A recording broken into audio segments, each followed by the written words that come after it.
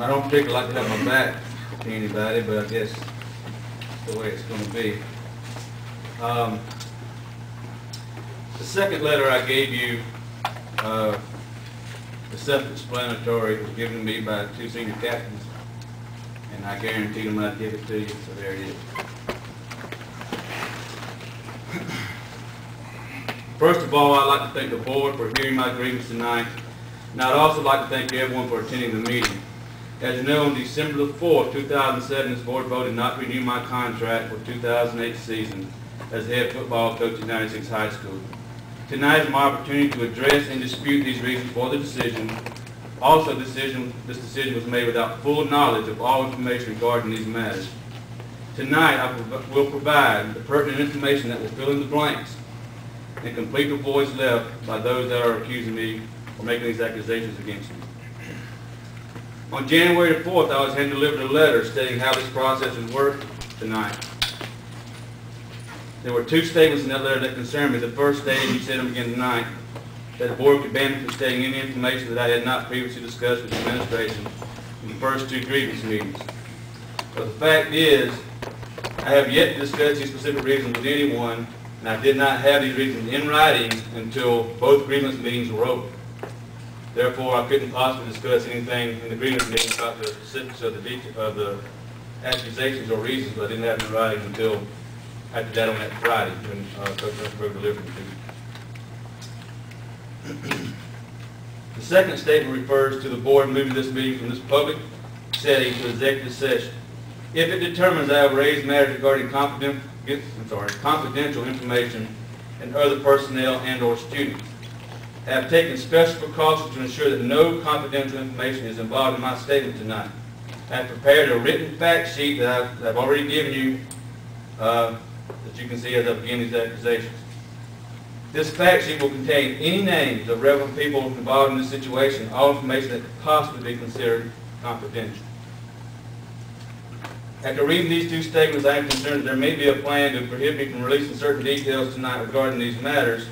This is my first and only opportunity to speak on behalf, or on my behalf, before this board and community, and to get to the bottom of any and all accusations made toward me and my football program. I ask that you allow me to speak openly and freely about these matters. These matters not only concern me, but also concern my players, their parents, and the members of this community. I'm here tonight to give everyone that is concerned an open-door look into our football program. Please be fair to our community and our students by allowing me the opportunity to address these problems in a straightforward manner without censorship. Many things have been said and much has happened since the situation first began. A disappointment of mine in this is that I and my family were totally unsupported by administration when a local sports writer launched a vicious, live-field attack on my character, my integrity, my morals, and my ethics. A parent called superintendent in reference to a child wrestling on my wrestling team because of these accusations. Thankfully, the superintendent spoke up and told this parent that none of these issues involved my character, my morals, my integrity, or my ethics. These ruthless accusations still continue. Within the last week, the same sports writer stated on a web-page message board that I would cherry-pick the issues that I chose to address tonight. I commit to every person here that I will address each and every reason contained in this official document that state the reasons. Once my statement is complete, if Dr. Powell will acknowledge that I've addressed all these accusations. Not only am I not running from these accusations, to me, none of these accusations are worth running from. At this time, I would like to directly address the accusations and charges against me. These accusations were broken down into 4 categories. One being that the assistant coaches lost faith and trust in me as the head coach. And when I started to do this tonight, I didn't know how I was going to approach this. And I tossed and turned, I even bought us something, threw it away one time. After after I searched myself, I decided I need to say exactly what those football players out there want me to say. So I'm going to say it. At this time,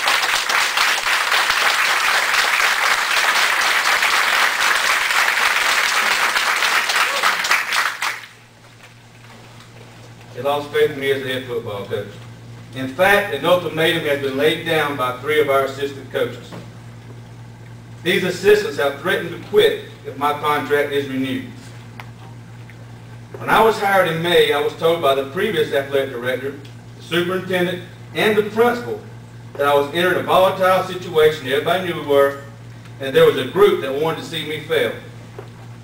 This situation centered on a very emotional quarterback controversy, and we knew that the issue of 2006 would carry over into the 2007 season. And I knew it was going to be a very turbulent issue to deal with. At the December 4th meeting, Dr. Long stated in a written statement that my dismissal was not related to the quarterback situation. However, the sheet is full of accusations regarding the quarterback situation. I would also like to add that this official document that gives the reasons for my non-renewal offers to my assistant coaches, or refers to my assistant coaches in one way or another, 26 different times. The lion's share of these accusations are coming from 3 assistants that are threatening to quit. The first indication that I had that we may experience problems with some of the assistants and their opinions on this quarterback situation came in one of the first meetings I called as the head coach. I had a meeting with 2 of my assistants about joining me and moving forward as a unified staff. I was stunned that in that meeting, the only thing we talked about was the quarterback situation.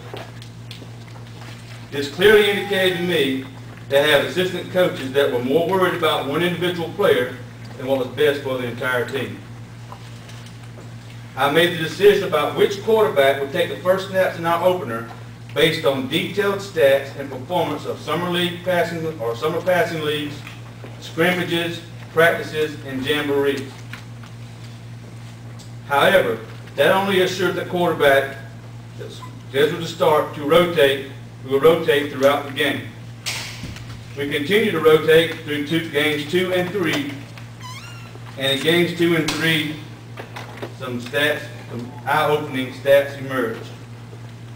You will find the specifics of this stat on your confidentiality sheet or a confidential information sheet. We decided as a staff to head towards a 1-quarterback team. In a conference with offense coordinator, he leaned, this is prior to the Super Bluff game, he leaned towards one player, the quarterback coach leaned towards another player. I decided on the starter based on pertinent stats, and both players were told on Thursday of this decision.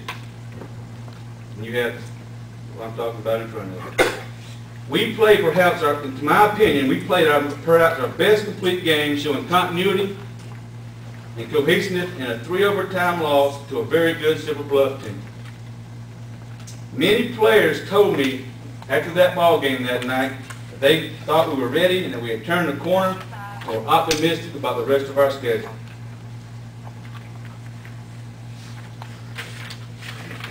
On the following Monday afternoon, I was called into a meeting in the district office with Dr. Powell and Mr. Ward. The meeting concerned the playing time of a particular player and the public perception of him not playing. I was also told in the meeting that calls had come in about playing time of a player, and a prominent couple involved with the Boost Club threatened to quit if this player doesn't play.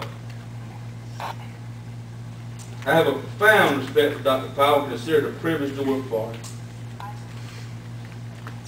He nor Mr. Ward directly told me who to play. But knowing what the meeting was called for and what was discussed in that meeting, it was obvious to me I had better play both quarterbacks.